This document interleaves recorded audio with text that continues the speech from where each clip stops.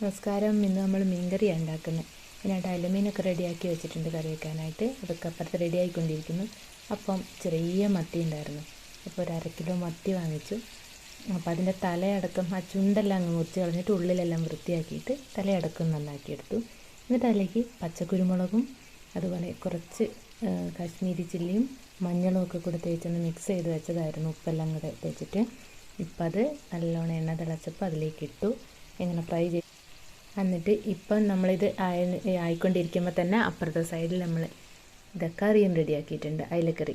വെറുതെ നമ്മൾ പുളിയും മുളകും ഇട്ട് വെക്കുക എന്ന് പറയില്ലേ, അതുപോലെ വെക്കുന്നത് ഇവിടെ ഇഷ്ടമാണ്. അതുകൊണ്ട് വെറുതെ അധികം കട്ടിയില്ലാതെ പുളിയും മുളകും ഇട്ടിട്ടുള്ള ഉലുവയെല്ലാം പൊട്ടിച്ചിട്ട് അയിലക്കറി ഉണ്ടാക്കിയിട്ടുണ്ട്. അപ്പോൾ ഇന്ന് നമുക്ക് ഉച്ചയ്ക്ക് അയിലക്കറിയും മത്തി ഫ്രൈ ചെയ്തതാണ്.